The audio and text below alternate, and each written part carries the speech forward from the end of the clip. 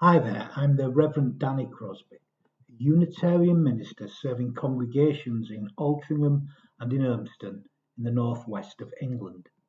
And I offer this devotion as a balm for the heart, for the mind, for the spirit, for the soul.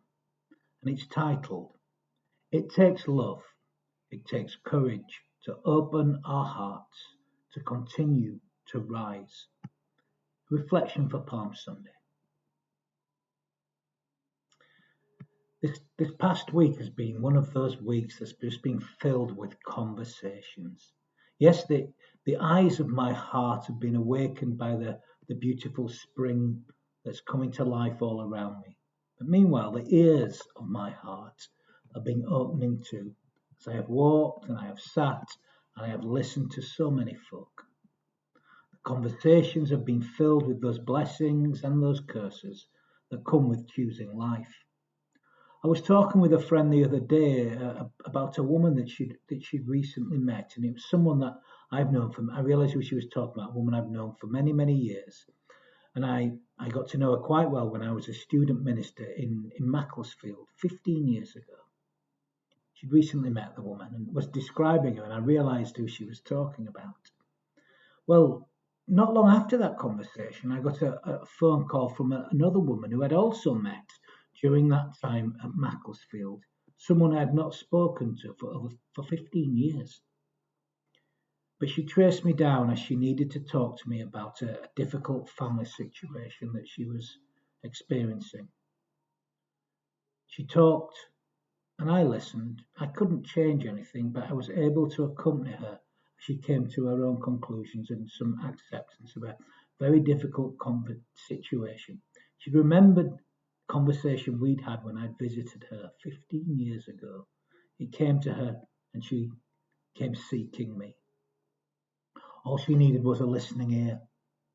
A little later, I was talking to another friend who I know, baby Eileen, who I've mentioned in previous uh, devotions in the past.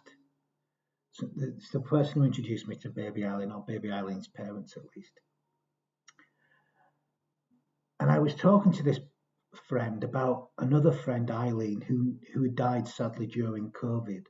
And she was friends with both of these women from Macclesfield. And I've been thinking a lot about Eileen recently, and for various reasons. I've been thinking about her example to me as a person and the many struggles that she had through her life. Yet she always remained a woman of faith and of dignity, not without struggle and pain, but a woman of faith and dignity, right to the very end. No matter how many times she fell in life, she always seemed to get back up again, to rise again.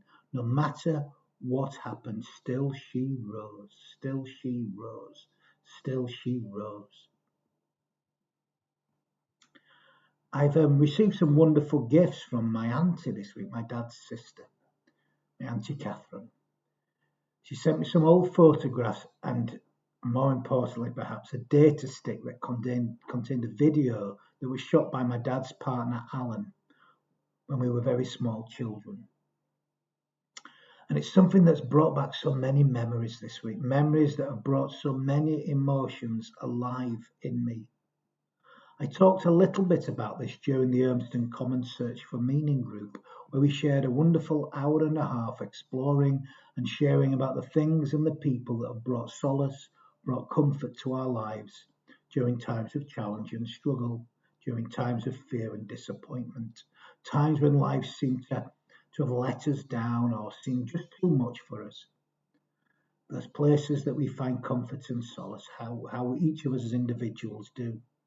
It was a beautiful conversation to be a part of. The ears of my heart were awakened. So, yes, the awakening spring has opened the eyes of my heart this week, but I've also been blessed by so many beautiful conversations too. Conversations that have awakened so much in my heart. Now, of course, this is nothing new. It happens all the time, and yet things feel even more alive at this moment, this week, this beginning of spring as we've passed through the equinox. It feels like there really is something new in the air, that sense of despair, this fresh new hope. I thought of this as I've watched the flowers appear and the first cherry blossoms too. So beautiful. The buds in the garden, in the cherry blossom tree here, are just starting to appear. So I know that that pink snow is not far behind. And one of the blessings of my work is that people tell me things. They really tell me things that they perhaps cannot tell other people. They open their hearts to me and somehow find the ability to expose all their too real, vulnerable humanity. And I'm not just talking about the people I serve, but people I meet in my life all the time. Now, I say it's a blessing of my work, but to be perfectly honest, it's something that's happened to me all my life, even as a little boy. I was looking at those pictures, and even as a little boy, younger than the age I'm in those pictures, people would talk to me. Funny, isn't it? I don't know what it's about, but it's what happens. That's why I'm suited to this work, I guess. And there wasn't a time in my life when all this bothered me quite a lot, actually. I did not see it as a blessing. I would take on board, I would absorb the pain of others, and it would weigh heavy on me. There was a time when I wished above all things to be freed from my sensitivity. I was always said to be too sensitive, just seemed too much. I saw my sensitivity, that the fact that I would absorb other people's pain and suffering as perhaps my most serious handicap of all, something I wish I could get rid of, something I wish I didn't have. Now, thankfully, this is no longer the case. I am as sensitive as I have always been. Maybe I'm more sensitive. I feel more today than I have ever felt. The difference is that I no longer carry the burden of such suffering, especially others' suffering. It doesn't weigh me down. It may not show what I feel either. I'm not one who necessarily expresses it. You wouldn't necessarily know, but it's there inside working away. One of the gifts of living faithfully and openly, I think. Life passes through me, it touches and affects me, but it doesn't stay stuck within me. And I think that's how we're meant to live. It's what allows me to truly be of service to others, but I'm not a machine. And this week I've been quite emotional, I have to say. Many of us carry an awful lot of pain around with us, many disappointments, so many experiences of betrayal too. Yes, we all know joy and love and acceptance, but we also know betrayal both by others and, of course, betrayal by ourselves. Again, I've heard such stories this week. And what I love about the conversations, as hard as they can be at times, is that what I witness in so many people is true courage as they continue on living and loving despite the many struggles, worries, and disappointments. Something we don't always recognize in ourselves, but they're there. Sometimes they come out in strange ways. What I see in the people I meet and share my life with is something I fully recognize in myself. I recognize our full and complex humanity, that we're all made up of so many things. We have all fallen short and fallen down so many times, and yet still we rise. Oh, we rise. Oh, we rise. Like my friend Eileen did so many times. And this brings to my mind the rather beautiful poem by Maya Angelou, a wonderful, incredible woman who sadly is no longer with us. Still I Rise by Maya Angelou.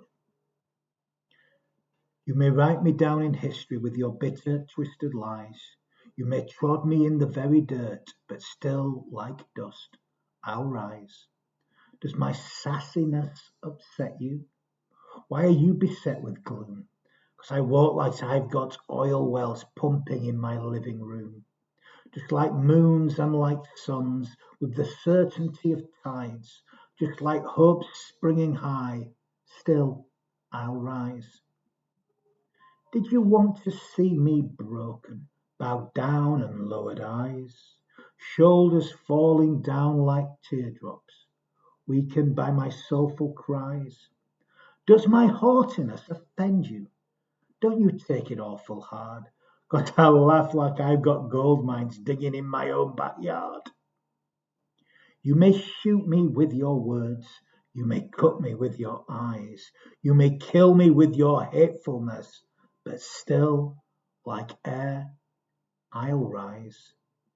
Does my sexiness upset you? Does it come as a surprise that I dance like I've got diamonds at the meeting of my thighs? Out of the huts of history's shame, I rise. Up from the past that's rooted in pain, I rise. I'm a black ocean leaping and wide, welling and swelling, I bear in the tide. Leaving behind nights of terror and fear, I rise.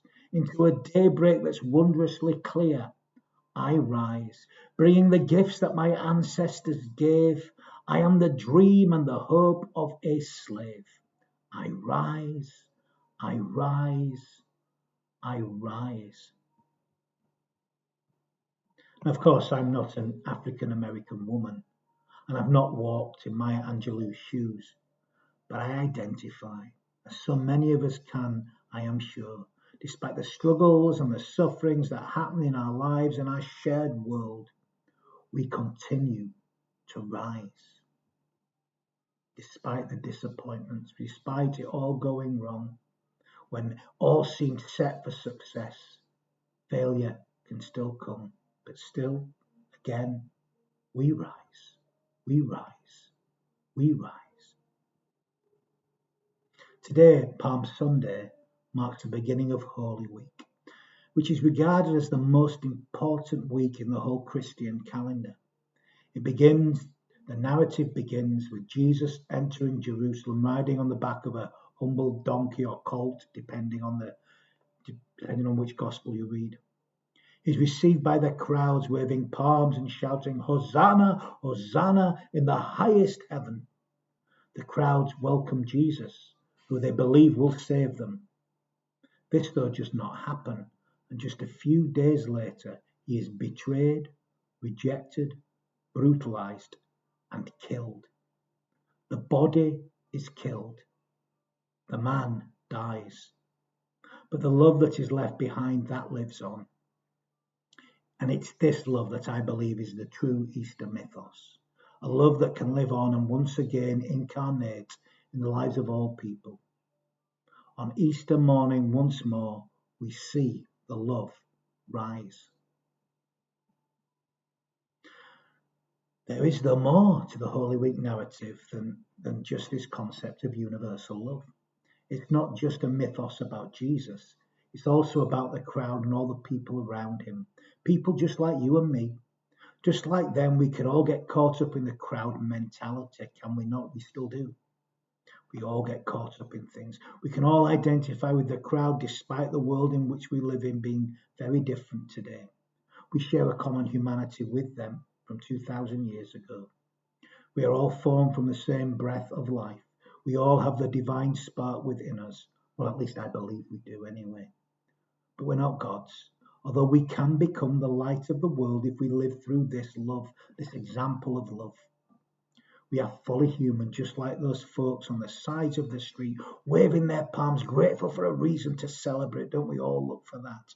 People looking for joy, looking for meaning, people looking for love, people just like us who are prone to disappointment, who fail to live up to the very ideals they would like to strive for, people who fall short, people who get ill and become bogged down by little and big things, finite human beings, people looking for hope to lift them out of their suffering.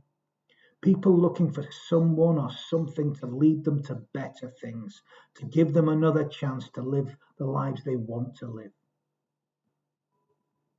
How many times have we fallen short in life, messed up, and wished that we could live up to our ideals?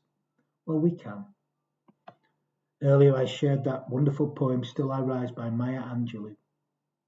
And I'd like to share with you some other beautiful words by her, words that strike deep into my soul, words on forgiveness for our very human shortcomings.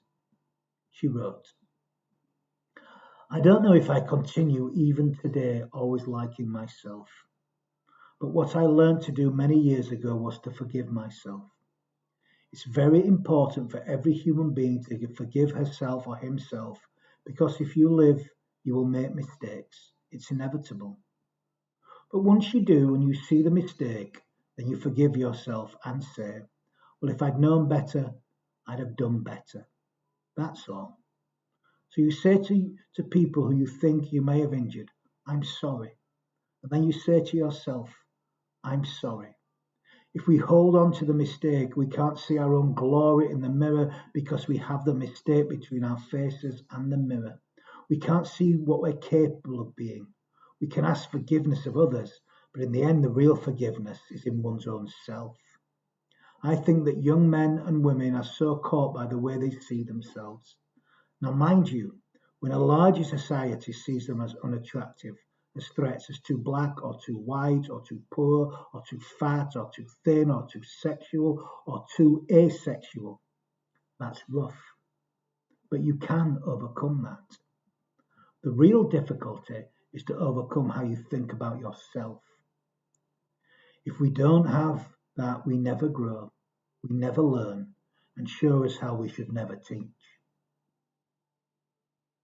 Beautiful. I think she hits the nail on the head. This is the key, I believe, this sense of forgiveness and wholeness, this sense that we are okay, that we are so essential. And it's so essential that we remember that we are okay at the core of our being. We need this if we want to keep on rising when we fall down, because we all fall down at times. We all give in at times. What we need is a sense of true forgiveness to come into our being. If we want to start again, we have to see that we're okay at the core of our being. If we fundamentally believe we're wrong, then we're never going to keep rising, I don't think. What I sense so often when I listen to people is that they're not just wanting to unburden themselves, but they're looking for this sense of forgiveness, this sense of acceptance, to be able to start again, to be redeemed from all those things that hold them back from being the loving people they're capable of being, that they are at the heart of themselves. They could only believe that. So many feel there's something wrong, but there isn't. And here, I believe, is the essence of the story of Palm Sunday and the week that follows that leads to the new beginning that is Easter. We can begin again. We can start anew. We can forgive and we can be forgiven for our very human mistakes, our very human shortcomings, for our betrayals of love, however this love manifests in this, our imperfect but beautiful world. It means that we get things wrong sometimes, lots of times perhaps, but that if we pay attention, maybe next time we'll do better. If we work at it, we can see our own glory in the mirror. We can begin to see what we're capable of being. We can begin to recognize that we truly are children of love. We can begin again truly in love. No matter how many times we fall, we can rise again. This Easter week begins in glory and in celebration, before moving on to betrayal, denial, torture, and brutal death. Love and compassion is destroyed by the end of the week, only to rise again and far more powerfully than ever before.